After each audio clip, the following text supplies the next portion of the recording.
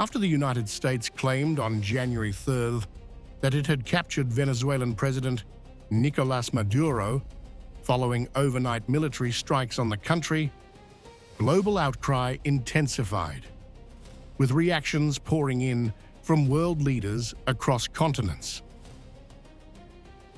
Russia was among the first major powers to condemn the U.S. action, accusing Washington of violating international law and allowing ideology to override diplomacy.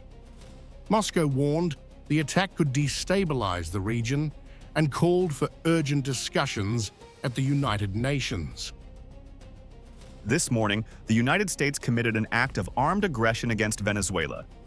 This is deeply concerning and condemnable. The pretexts used to justify such actions are unfounded, and ideological hostility has prevailed over diplomacy. In Europe, Britain said it was seeking clarity as the situation unfolded, distancing itself from the operation and stressing the need to establish facts. No, I haven't, and it's obviously a fast-moving situation, and we need to establish all the facts. What I can say is that the UK was not involved in any way in this operation, and as you'd expect, we're focusing on British nationals in Venezuela and working very closely with our embassy. And so I will want to talk to the President, I will want to talk to allies, but at the moment, I think we need to establish the facts. Iran echoed Russia's condemnation, calling the strikes a violation of Venezuelan sovereignty. Cuba went further, urging the international community to respond to what it described as a criminal attack on the region.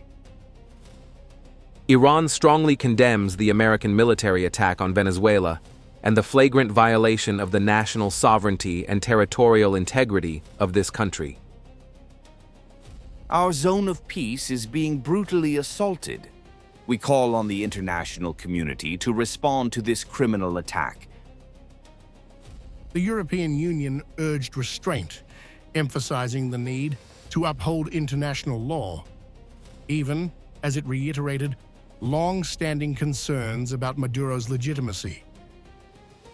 Under all circumstances, the principles of international law and the UN Charter must be respected. We call for restraint. The safety of EU citizens in Venezuela is our top priority.